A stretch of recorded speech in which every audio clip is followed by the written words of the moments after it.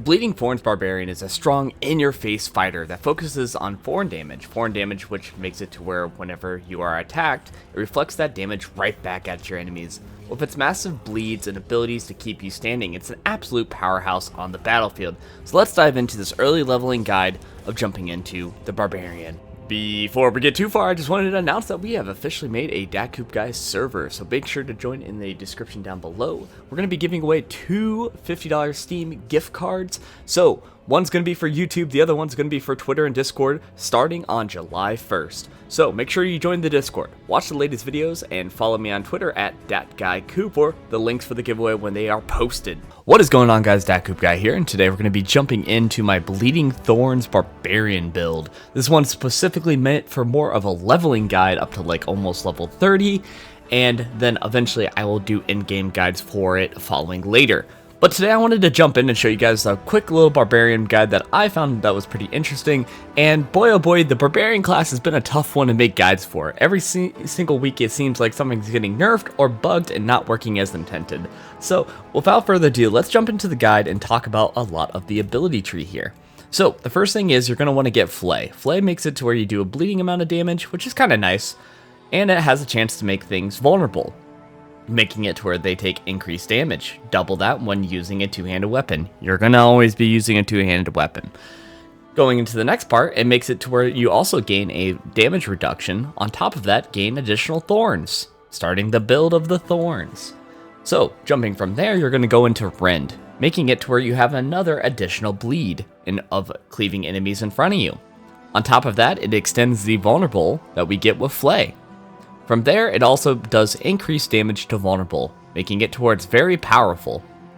From here, we're actually going to start to build up a little bit of our more tanky abilities. See, the Barbarian, even though it's an in-your-face fighter, it actually needs a lot of different abilities to make it survive when you're up front into the combat. Otherwise, you're pretty squishy. So that's why right now what we're going to do is we're going to pick up Iron Skin. This allows us to have a barrier to where it just outright stops any damage that comes up to us for a certain amount for 5 seconds.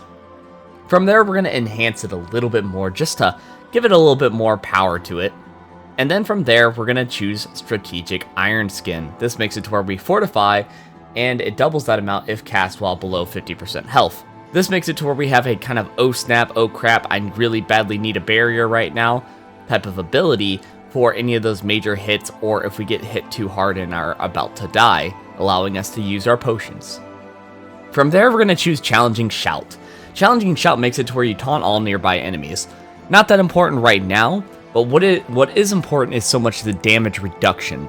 Like I said, the Barbarian, even though it is an in-your-face fighter, it really needs a lot of things to really mitigate damage, and this is one of the ways that you can do it.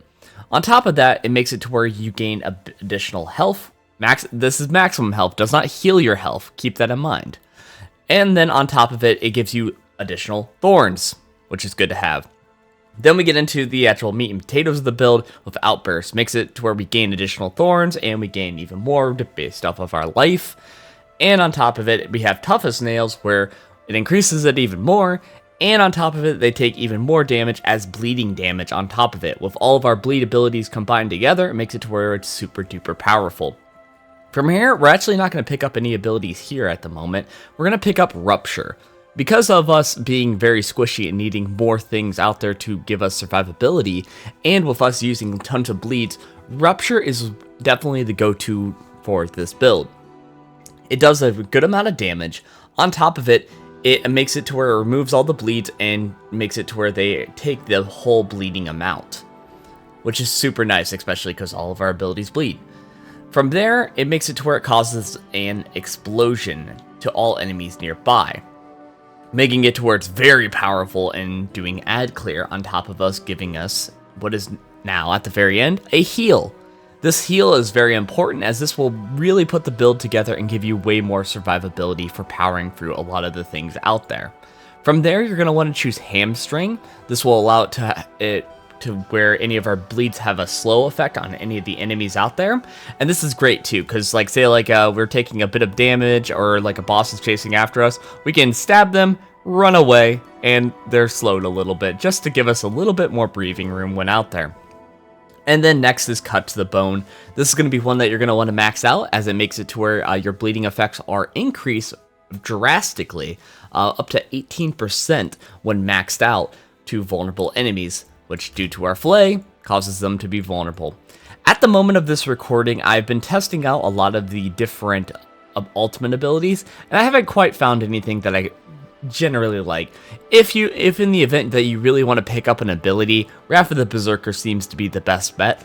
But if you do instead want to try to do a different build, Rallying Cry or War Cry is also very good as well. And in addition to that, you can get Booming Voice to help out with making those shout effects last a little bit longer.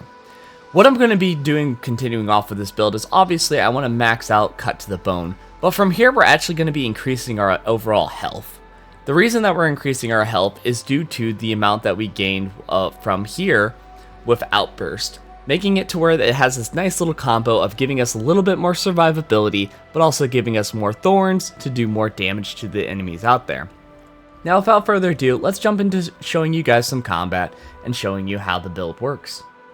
So jumping into combat, the first thing that you want to do is you want to build up your rage meter. So what I'm going to do is I'm going to jump into the fight. I'm going to start building up my rage. I'm going to pop Iron Skin. Because I'm standing there still and trying to build up that rage, I usually pop that so that way I don't take any damage during that important window.